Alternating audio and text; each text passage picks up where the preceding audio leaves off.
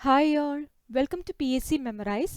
2024 ഫെബ്രുവരി 10 തൊഴിൽ വാർത്തയിൽ വന്ന കറണ്ട് അഫയേഴ്സും അതിന്റെ വിശദാംശങ്ങളുമാണ് ഈ വീഡിയോയിൽ പറയുന്നത്. ഇന്ത്യയുടെ ആദ്യ സൗര ദൗത്യമായ ആദിത്യ L1 പേടകം 2024 ജനുവരി 6-ന് ഭൂമിയിൽ നിന്ന് 15 ലക്ഷം കിലോമീറ്റർ അകലെ ലഗ്രാഞ്ച് പോയിന്റ് 1-ലെത്തി. പുറപ്പെട്ടതിന്റെ എത്രാം ദിവസമാണ് പേടകം ലക്ഷ്യത്തിലെത്തിയത്? ഉത്തരം 127-ാം ദിവസം. 2023 സെപ്റ്റംബർ 2-നായിരുന്നു വിക്ഷേപണം. ഭൂമിയുടെയോ മറ്റ് ഗ്രഹങ്ങളുടെയോ നിഴൽ തടസ്സമില്ലാതെ സദാസമയവും സൂര്യനെ വീക്ഷിക്കാൻ സാധിക്കുന്ന ബിന്ദുവാണ് ഒന്നാം ലഗ്രാഞ്ച്. 5 വർഷക്കാലം ആദിത്യ സൂര്യനെ നിരീക്ഷിച്ച് പഠനം നടത്തും. 1480.7 കിലോഗ്രാം ആണ് പേടകത്തിന്റെ ഭാരം.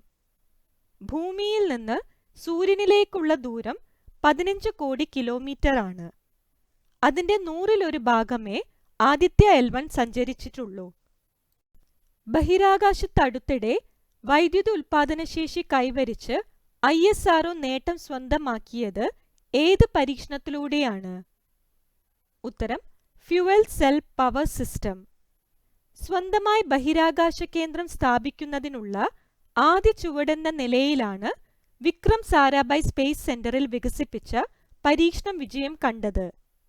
പുതുവർഷ ദിനത്തിൽ വിക്ഷേപിച്ച PSLV C-58-ൽ നടത്തിയ ഹ്രസ്വ പരീക്ഷണത്തിലാണ് 180 വാട്ട് വൈദ്യുതി ഉൽപ്പാദിപ്പിച്ചത്.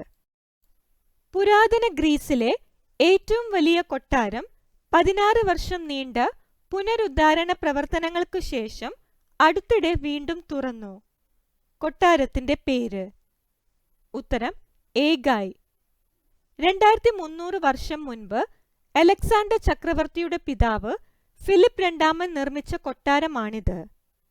ഫിലിപ്പ് രണ്ടാമന്റെ വധം തുടർന്ന് മാസിഡോണിയയുടെ രാജാവായുള്ള അലക്സാണ്ടറുടെ കിരീടധാരണം തുടങ്ങിയ ചരിത്ര സംഭവങ്ങൾക്ക് സാക്ഷ്യം വഹിച്ച കൊട്ടാരം BC 148-ൽ റോമക്കാർ നശിപ്പിച്ചു. 19-ാം നൂറ്റാണ്ടിന്റെ തുടക്കത്തിൽ നടത്തിയ ഉത്ഖനനത്തിലൂടെ അത് കണ്ടെത്തുകയായിരുന്നു.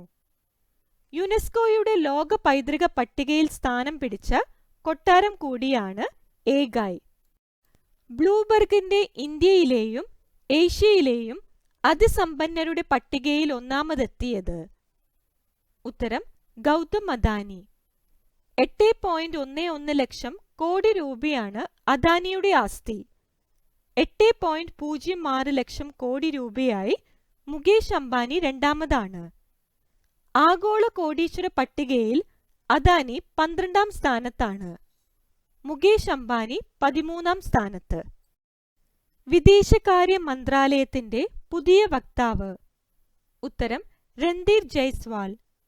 നിലവിൽ വക്താവായിരുന്ന അരിന്ദം ബാഗ്ചി ജനീവയിൽ UN ഉൾപ്പെടെയുള്ള അന്താരാഷ്ട്ര സംഘടനയുടെ സ്ഥിരം പ്രതിനിധിയായി ചുമതലയേറ്റതിനെ തുടർന്നാണ് പുതിയ നിയമനം.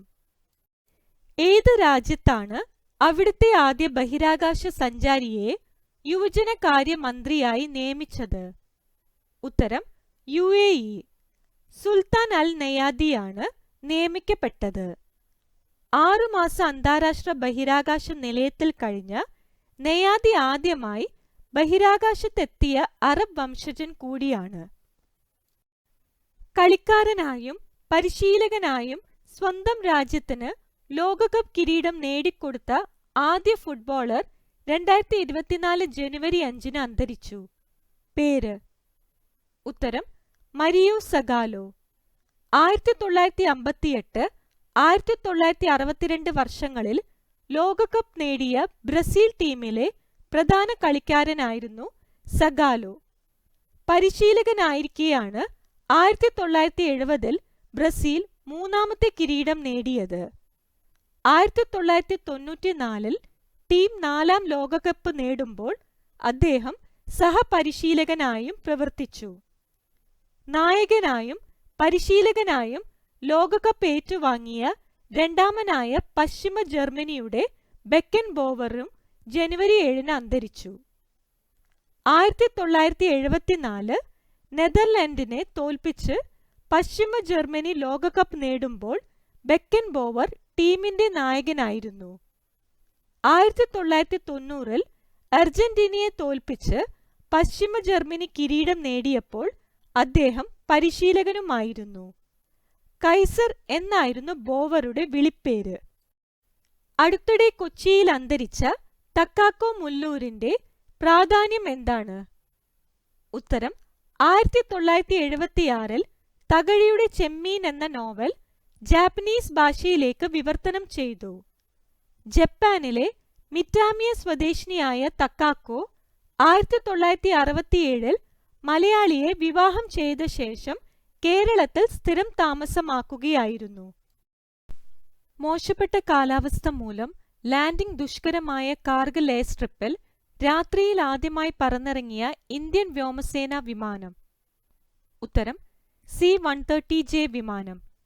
സമുദ്രനിരപ്പിൽ നിന്ന് 2676 മീറ്റർ ഉയരത്തിലാണ് കാർഗിൽ സ്ഥിതി ചെയ്യുന്നത്. 19,951 കിലോഗ്രാം ഭാരം വഹിക്കാവുന്ന വിമാനത്തിന് പരമാവധി ഭാരവുമായി ഒറ്റ പറക്കലിൽ 3300 കിലോമീറ്റർ ദൂരം താണ്ടാനാവും. വിമാനത്തിന്റെ വേഗം മണിക്കൂറിൽ പരമാവധി 644 കിലോമീറ്റർ ആണ്. കഴിഞ്ഞ നവംബറിൽ സിൽക്കാരയിൽ തുരങ്കത്തിൽ കുടുങ്ങിയ തൊഴിലാളികളെ പുറത്തെത്തിക്കാനുള്ള രക്ഷാപ്രവർത്തനത്തിനുള്ള ഉപകരണങ്ങളുമായി ഈ വിമാനം പറന്നിറങ്ങിയിരുന്നു. കലാപം നടന്ന സുഡാനിൽ നിന്ന് കഴിഞ്ഞ വർഷം 121 പേരെ ഇന്ത്യയിലെത്തിക്കാനുള്ള ദൗത്യത്തിലും ഭാഗമാകിയിരുന്നു. എത്ര വർഷത്തിനു ശേഷമാണ് ഇന്ത്യയുടെ പ്രതിരോധ മന്ത്രി ബ്രിട്ടനിൽ സന്ദർശനം നടത്തിയത്? ഉത്തരം 22. 2002 ജനുവരി 22-ന് വാജ്പേയി സർക്കാരിലെ പ്രതിരോധ മന്ത്രിയായ ജോർജ് ഫെർണാണ്ടസ് ആണ് ഏറ്റവും ഒടുവിൽ ബ്രിട്ടനിൽ എത്തിയത്. ഇപ്പോഴത്തെ പ്രതിരോധ മന്ത്രി രാജ്നാഥ് സിംഗ് 2024 ജനുവരി ആദ്യം ത്രിദിന സന്ദർശനം നടത്തി. 2024-ലെ 81ാമത് ഗോൾഡൻ ഗ്ലോബ് പുരസ്കാരങ്ങളിൽ 5 എണ്ണം നേടിയ ചലച്ചിത്രം. ഉത്തരം ഓപ്പൺഹൈമർ. മികച്ച സംവിധായകൻ, നടൻ, പാശ്ചാത്തല സംഗീതം, സഹനടൻ, മികച്ച ചിത്രം എന്നീ പുരസ്കാരങ്ങളാണ് ഓപ്പൺഹൈമർ നേടിയത്. അണുബോംബിന്റെ സ്രഷ്ടാവായ റോബർട്ട് ഓപ്പൺഹൈമറുടെ ജീവിതകഥ പറയുന്ന സിനിമയിൽ കിലിയൻ മർഫിയാണ് ഓപ്പൺഹൈമറെ അവതരിപ്പിച്ചത്. ചലച്ചിത്ര ടെലിവിഷൻ രംഗത്തെ മികച്ച നേട്ടങ്ങൾക്ക് ഹോളിവുഡ് ഫോറിൻ പ്രസ് അസോസിയേഷൻ 1944 മുതൽ നൽകി വരുന്ന പുരസ്കാരമാണ് ഗോൾഡൻ ഗ്ലോബ്. ബംഗ്ലാദേശിന്റെ പ്രധാനമന്ത്രിയായി തുടർച്ചയായി എത്രാം വട്ടമാണ് ഷെയ്ഖ് ഹസീന ചുമതലയേറ്റത്? ഉത്തരം 4ാം വട്ടം. 1996-ലാണ് ഹസീന ആദ്യമായി പ്രധാനമന്ത്രിയായത്. 5ാം തവണയാണ് പ്രധാനമന്ത്രി പദവിയിലെത്തുന്നത്. വിശ്വാസ്യതയില്ലെന്നാരോപിച്ച് മുൻ പ്രധാനമന്ത്രി ഖാലിദ് ദസിയുടെ ബംഗ്ലാദേശ് നാഷണൽ പാർട്ടി ഉൾപ്പെടെ 16 പ്രതിപക്ഷ കക്ഷികൾ തിരഞ്ഞെടുപ്പ് ബഹിഷ്കരിച്ചിരുന്നു. അവാമി ലീഗ് പാർട്ടിയെ പ്രതിനിധീകരിക്കുന്ന ഷെയ്ഖ് ഹസീന ബംഗ്ലാദേശ് രാഷ്ട്രപിതാവായ ഷെയ്ഖ് മുജീബ് റഹ്മാന്റെ മകളാണ്. 2024-ലെ ഹരിവരാസനം അവാർഡ് നേടിയത്? ഉത്തരം PK വീരമണിദാസൻ. ഇന്ത്യൻ പ്രധാനമന്ത്രിയുടെ ലക്ഷദ്വീപ് സന്ദർശനത്തിനെതിരെ അപകീർത്തികരമായ പരാമർശങ്ങൾ നടത്തിയതിനെ തുടർന്ന് ഏത് അയൽ രാജ്യത്തെ 3 മന്ത്രിമാർക്കാണ് രാജിവെക്കേണ്ടി വന്നത്? ഉത്തരം മാലദ്വീപ്. ലഹരി വസ്തുവായ കറുപ്പ് ഉൽപ്പാദിപ്പിക്കുന്നതിൽ 2023-ൽ മുന്നിലെത്തിയ രാജ്യം? ഉത്തരം മ്യാൻമാർ. അഫ്ഗാനിസ്ഥാനെ പിന്തള്ളിയാണ് മ്യാൻമാർ ഒന്നാമതെത്തിയത്.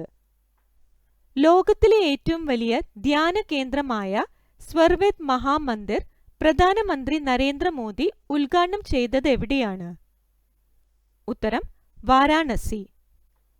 7 നിലകളിലുള്ള മന്ദിരത്തിൽ ഒരേ സമയം 20,000 പേർക്ക് ധ്യാനിക്കാൻ കഴിയും. ഇതോടെ ഈ വീഡിയോയിൽ ഉൾപ്പെടുത്തിയ പോയിന്റ്സ് ഒക്കെ ഡിസ്കസ് ചെയ്തിരിക്കുന്നു. ബാക്കിയുള്ള പോയിന്റ്സ് അടുത്ത വീഡിയോയിൽ ഉൾപ്പെടുത്താം. ഈ വീഡിയോ നിങ്ങൾക്ക് ഉപകാരപ്പെടുകയാണെങ്കിൽ ദയവായി ലൈക്കും ഷെയറും സബ്സ്ക്രൈബും ചെയ്യുക. താങ്ക്